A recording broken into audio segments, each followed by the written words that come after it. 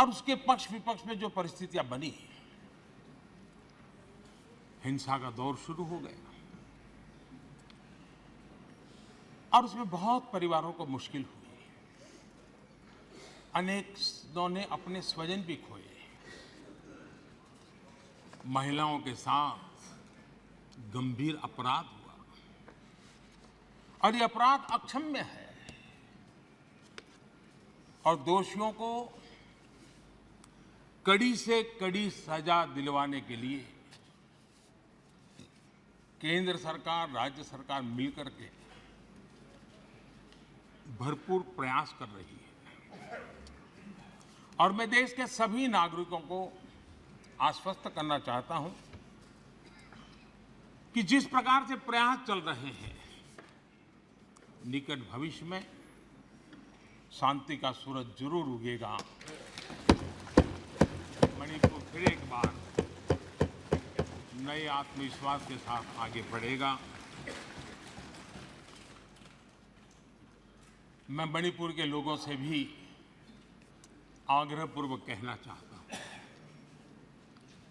वहां की माताओं, बहनों, बेटियों से कहना चाहता हूं, देश आपके साथ है। ये सदन आपके साथ है। हम सब मिलकर के, कोई यहां हो या ना हो,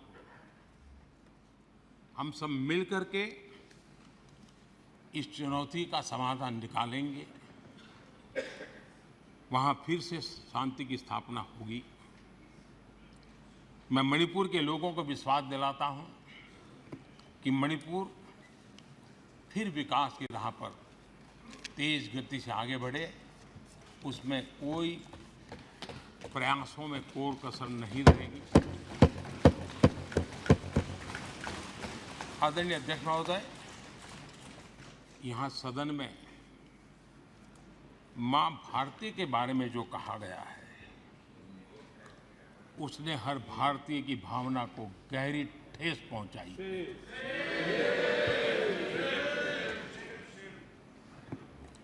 अध्यक्ष जी, पता नहीं मुझे क्या हो गया है। सत्ता के बिना ऐसा हाल किसी का हो जाता है।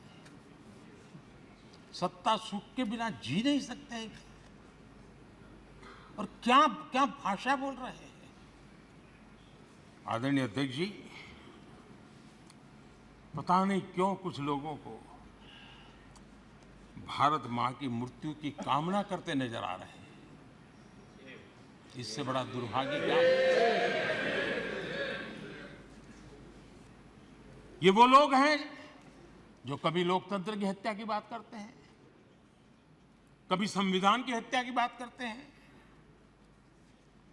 दरअसल जो इनके मन में है, वही उनके कृतित्व में सामने आ जाता है।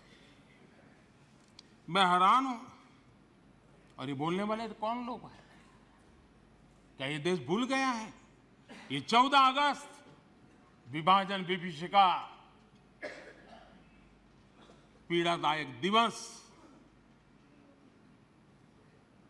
आज भी हमारे सामने उन चीख को लेकर के, उस दर्द को लेकर के आता है। ये वो लोग जिन्होंने मां भारती के 3-3 टुकड़े कर दिए। जब मां भारती की गुलामी की जंजीरों से मुक्त कराना था, जब मां भारती की जंजीरों को तोड़ना था, बेड़ियों को काटना था, तब इन लोगों ने मां भारती की भुजाएं काट दी, मां भारती के 3-3 टुकड़े कर दिए। और ये लोग किस मुंह से ऐसा बोलने की हिम्मत करते हैं? मैं स्वयं 50 बार गया। ये आंकड़ा नहीं है सिर्फ,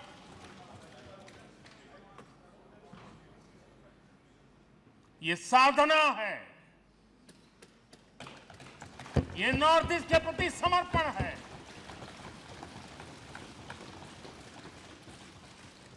आदरणीय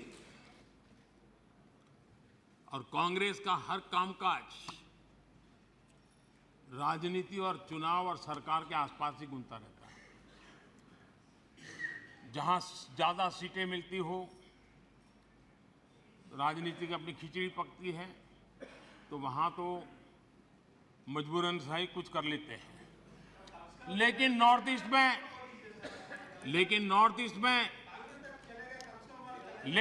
ईस्ट में देश सुन रहा है।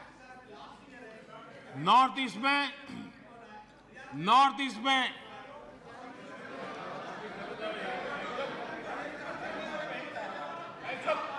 उनकी कोशिश रही कि जहां पर एक्का दुक्का सीटें होती थी, वो इलाके उनके लिए स्वीकार्य नहीं थे, वो इलाके उनको मंजूर नहीं थे, उनकी तरफ उनका ध्यान नहीं था, उनको देश के नागरिक के रीते उनकी कोई संवेदना नहीं थी, आदरणीय अध्यक्ष जी। और इसलिए जहां इक्का दुक्का सीटें हुआ करती थी, उसके प्रति सौतेला व्यवहार ये कांग्रेस के डीएनए में रहा है। पिछले कई वर्षों का इतिहास देख लीजिए। नॉर्थ ईस्ट में उनका ये रवैया था। लेकिन अध्यक्ष जी, मैं पिछले 9 साल के मेरे प्रयासों से कहता हूं कि हमारे लिए नॉर्थ ईस्ट हमारे जिगर का टुकड़ा है।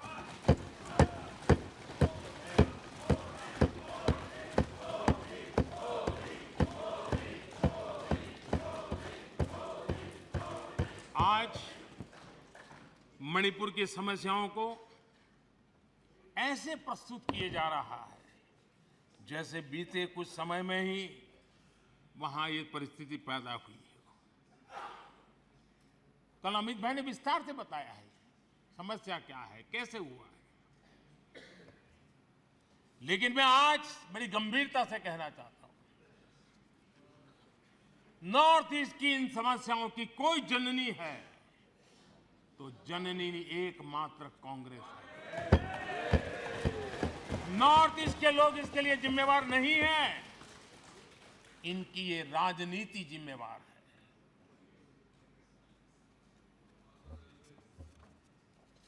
आदरणीय अध्यक्ष जी, भारतीय संस्कारों से ओतप्रोत मणिपुर, भाव भक्ति की समृद्ध विरासत वाला मणिपुर, स्वतंत्रता संग्राम और आजाद हिंद फौज, अनगिनत बलिदान देने वाला मणिपुर,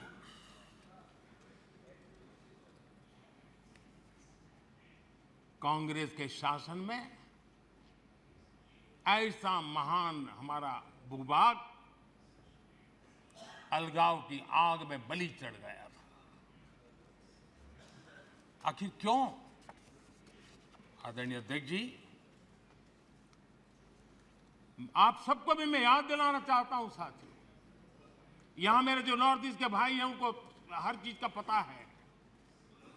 जब मणिपुर में वो एक समय था, हर व्यवस्था उग्रवादी संगठनों की मर्जी से चलती थी, वो कहे वो होता था।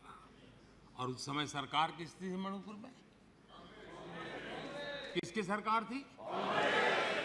जब सरकारी दफ्तरों में महात्मा गांधी की फोटो नहीं लगाने दी जाती थी, तब सरकार किसकी थी? जब मोइरांग में आजाद हिंद फौज के संग्रहालय पर नेताजी सुभाष चंद्र बोस की प्रतिमा पर बम फेंका गया, तब मणिपुर में सरकार किसकी थी?